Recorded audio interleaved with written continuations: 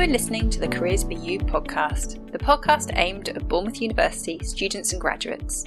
Each episode, we talk to employers, alumni and professionals all about their career journey, what employers are looking for, and help you explore the opportunities that are available to you. Hello and welcome to this episode. I'm your host Amanda Fripp, Careers Advisor at BU. In today's episode, I'm joined by Michelle Donnelly-Gwynn, a fellow Careers Advisor in the Careers BU team. We chat about applying to work when you have a disability or long-term health condition and talk about disclosure, the support you should be getting from employers, as well as the various support on offer at BU and through other external organisations. Hi Michelle, thanks for coming on to the podcast today. Can you just introduce yourself and your role at Bournemouth University, please? Yes, hi Amanda. My name is Michelle. I'm a careers advisor at the university. I'm currently linked to the SciTech faculty. But every careers advisor at the university has a lead area, and my lead area is supporting students who have a disability or a long-term health condition. I'll just let you know, Amanda, I'm not an expert on any disability or long-term health condition, but I am there really just to support the students and to guide them, on their careers while they're at university, but also, moreover, when they leave university, they have use of the My Career Hub for 3 years, or they can currently use the Careers Advisor service for the life of their career. So we just basically give, information, advice and guidance around, careers and learning, as well as we offer, information to other services and organisations that can support students during their career journey.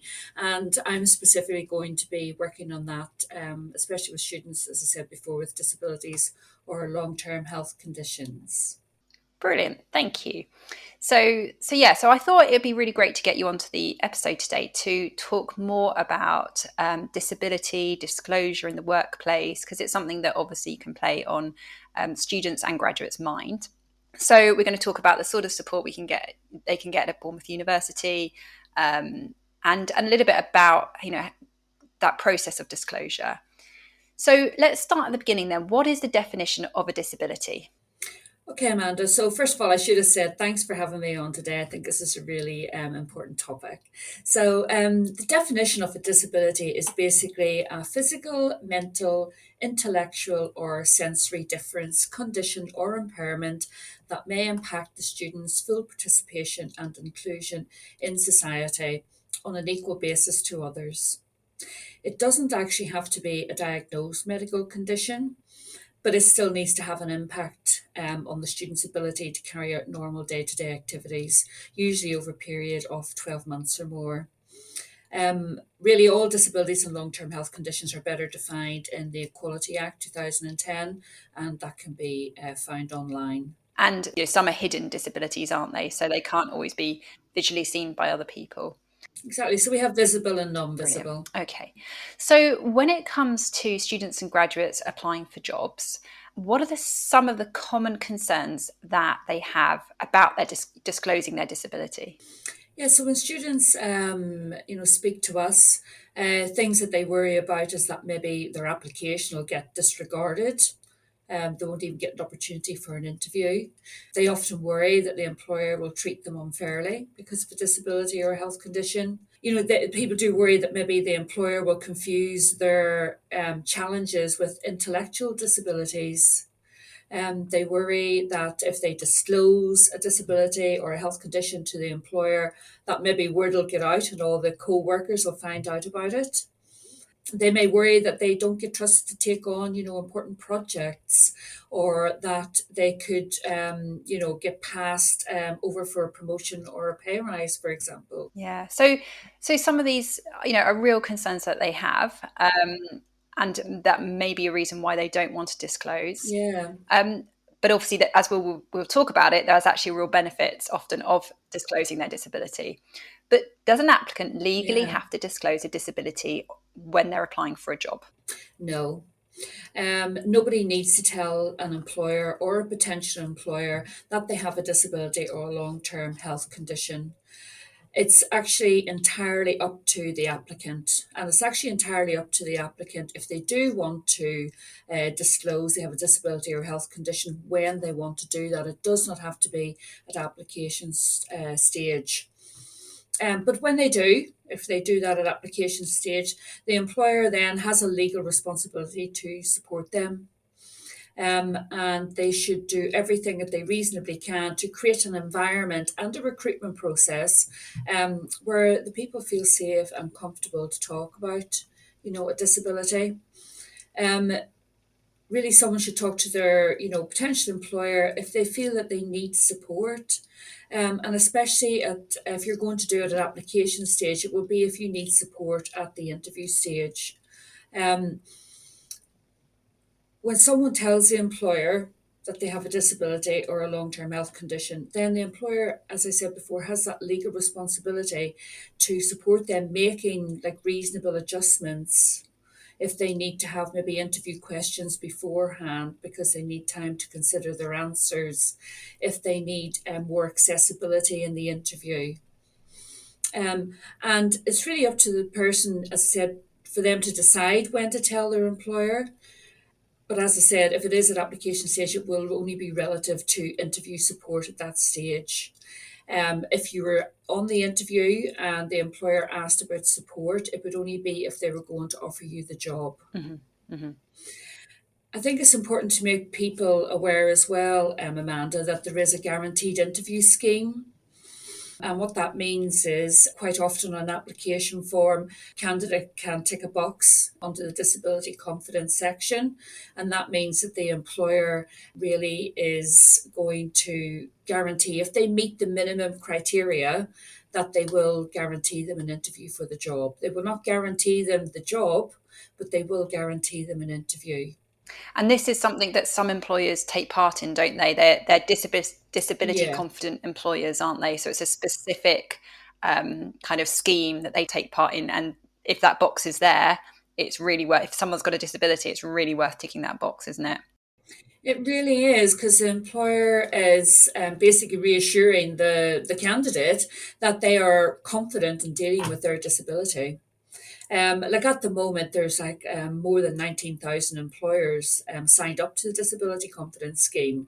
So it's something that I would, advise students and candidates applying for roles to consider those employers because they are more sort of informed about disabilities, more sort of likely to, want people with disabilities or health conditions to succeed in interview and in getting the job, really.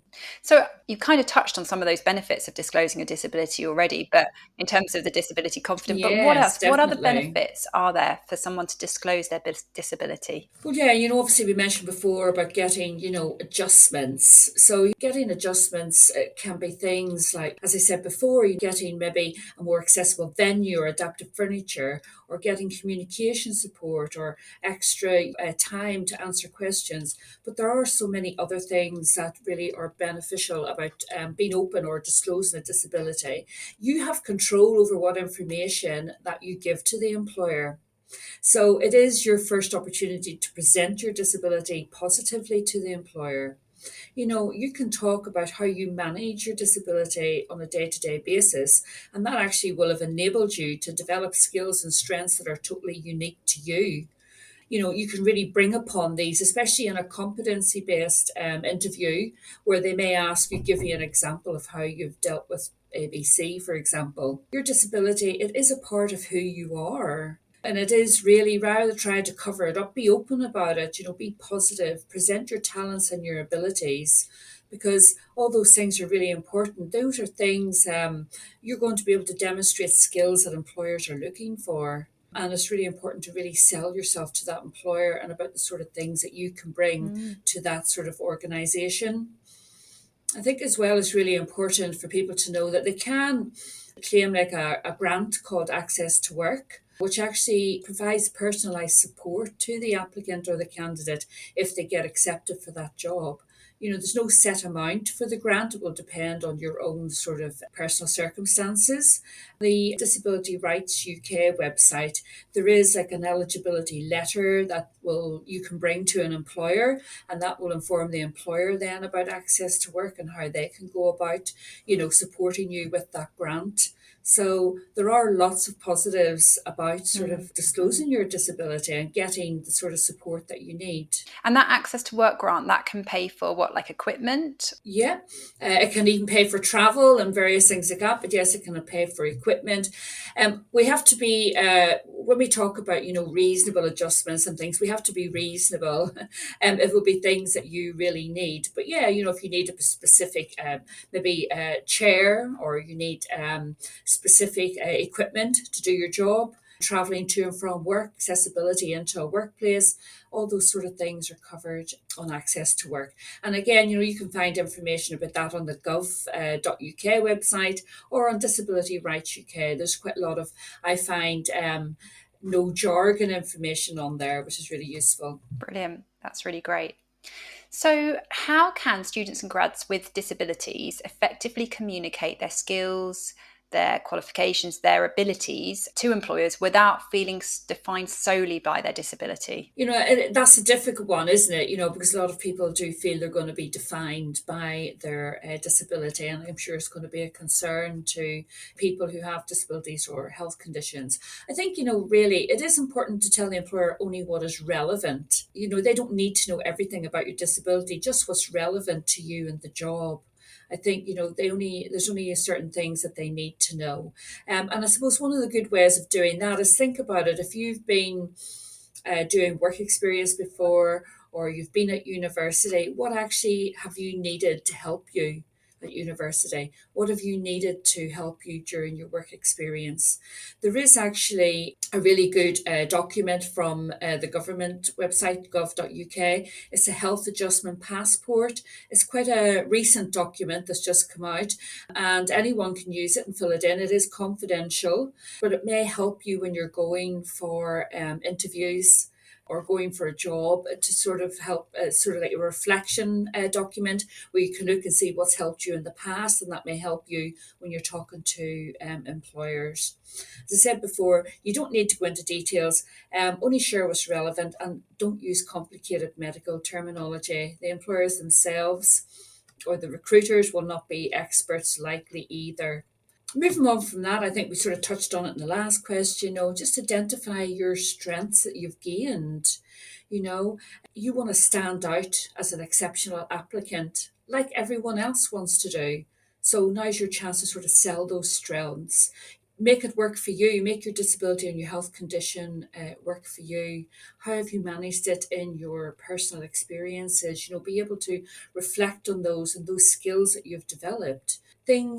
Skills that university students have mentioned to me that they've developed with having a disability or health condition are things like flexibility, adaptability, time management, organizational skills, being able to cope under pressure, innovation.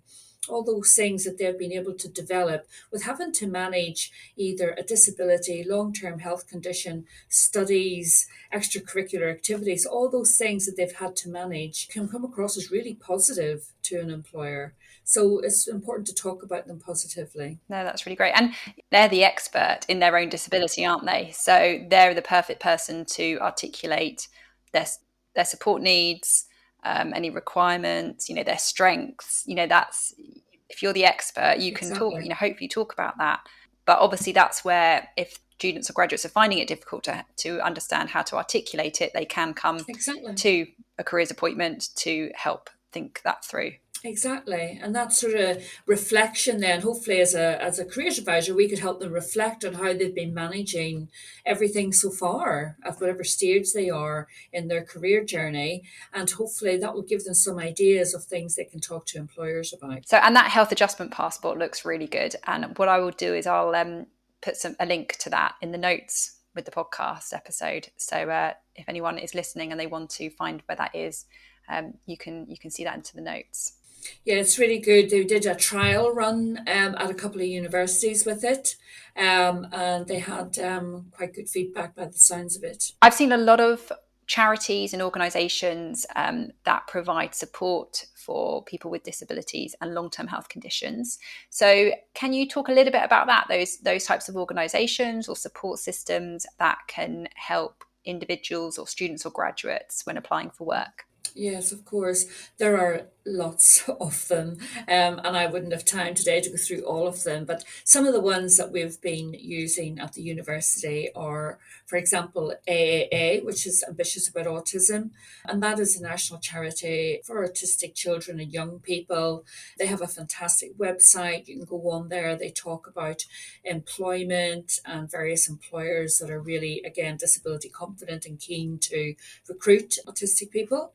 My Plus Students Club, I personally think it's a great website. It offers advice, support, information for young adults who are studying or have just graduated as they pursue their career. They have a huge amount of resources on there. Again, things that we've touched on today about being open or disclosing a disability, the times that you could disclose it, what you could ask for as a reasonable adjustment. They also have lots of webinars with employers, disability confident employers, so really good website. All these are free to use. And then Change 100 is a flagship program for Leonard Cheshire. It's for students, again, with disabilities or long-term health conditions. And they offer actual paid summer work placements, professional development and mentoring with a lot of big employers in the UK. It's definitely worth looking at. There's a process to go through, but the fact is they would pay your travel and accommodation costs. So really good opportunities. And there's many more, Amanda, Ability Net, Employability, Scope, ACAS, lots of them out there to support students, as we said, with disabilities and long-term health conditions. Brilliant. And in terms of, I know there's resources, which you'll talk about in a minute, which list some of those as well. In terms of Bournemouth University, what support do they provide for students and graduates with disabilities and long-term health conditions? We have a lot of support as well. I'm proud to say that actually, because we have, as I mentioned originally or previously in a question, we have obviously that 3-year My Career Hub access for graduates when they finish. Obviously, current students can use that. And then we have lifetime career support with a careers advisor, or My Career Hub. We have under our A to Z, which I think is the easiest way of finding it, we have a whole page dedicated to disability and inclusion. And on there, you're right, we talk about all these organisations that I've mentioned today, and we've created our own fact sheets and webinar recordings that people can access, all about various different things, from being open or disclosing your disability to, again, reasonable adjustments, all those sort of things. We actually have as well on that page on the top right hand corner an accessibility tool. So anyone who needs support navigating the site, they can use that tool. You can also turn on specialist accessibility profiles for dyslexia, blindness, epilepsy, ADHD, various things like that. As you mentioned, we have one-to-one careers advice with the CA. All students can book into that. And again, all students with disabilities and long-term health conditions can get support with CVs, applications, covering letters, and basically if they want to discuss with us about disclosure as well. Our student union, SUBU, has a campaign, the Disabilities Accessibility and Neurodiverse Network. We're just waiting for someone to be nominated as a president of that. Students can use our ALS team, which is Additional Learning Support Coordinators. And again, they can get support in one-to-one learning, ask for extra time in exams, or even help apply for the DSA, which is the Disability Support Alliance, which they can access when they're studying. And well-being support, as we said before, not all disabilities are visible. Well-being support is there to support students with, as I said, disabilities, long-term health conditions, all students with their own personal sort of needs that they have. And we have like a retreat which is a drop-in that they can drop into if they want to speak to someone. We have Achieve BU, which students can be referred to for any sort of mental health issues or any problems that they're having, not just external to the university, but actually during university as well. And all students have access to the Student Assistance 24-hour programme. So there is lots of support for students and those especially with disabilities and long-term health conditions. Yeah, brilliant. Thank you. So yeah, there is so much support for students while they're at university, whether it is related to finding work and employment or, like you mentioned, mental well-being and studying. So there is that support. Brilliant. Thank you. And I think it's really good just to, what you've talked about today in terms of disclosure, disability, and how it's really important for students and graduates when they're applying for work is to think about their own value. What value can they add, and think about what they can do for that company. So I think it's really important for students to think about how they disclose their disability and when they want to disclose, and they do need to feel comfortable doing that, don't they? They do, yes. And it's always something if they feel comfortable doing that they can do with us as careers advisors. We're happy to do that because, as you just sort of mentioned, Amanda, it's really important that we're there to prepare people for their career. And at the end of the day, things like, how they disclose themselves, how they go in with the right mindset, all that mental health, well-being, it's all really important in their career as well. So it's important for us to sort of get involved in that slightly and prepare them for the land of work, I suppose. So it's been really useful talking to you about disability disclosure, the sort of support. And I think it can be worrying sometimes for students and graduates to disclose because they do wonder, well, what's the employer going to think, or will they be discriminated against? And I think it's important to note that it is actually illegal to discriminate against somebody based on their disability. But also, I think it's important to realise if an employer does discriminate on them based on their disability, is that the type of employer you might want to work for anyway? Yeah, that's exactly true. Most employers will be very, open, and they'll be happy to chat about it. But, there will always be people out there who, will maybe even indirectly discriminate, even though it's illegal. And if you find that you're going for an interview or you're applying for a job and you're not really getting much sort of feedback from an employer about support that you can access, then you're right. Do you want to work for that employer? Is that alarm bells at the beginning that if you're not going to get support before you work there, are you going to get that support when you're in there? But yes, it is against the law, to discriminate, Disability Discrimination Act. But as I say, luckily nowadays, most employers are very open and are very keen to recruit people with disabilities and health conditions. Most employers nowadays see the benefit of having people bring different things to the table. They do want a diverse workplace, don't they? Without a doubt, they do, yeah. Yeah, brilliant. Well, thank you so much for taking your time out to talk to me. It's been really, really great, and I hope students and graduates do find it helpful. So thank you so much, Michelle. Thank you, Amanda. It's been great to sort of talk about this topic and hopefully encourage students to come and see us and use our service. Brilliant. Thank you. Thank you for listening today. Please remember to subscribe and follow so you can keep up to date with all new episodes.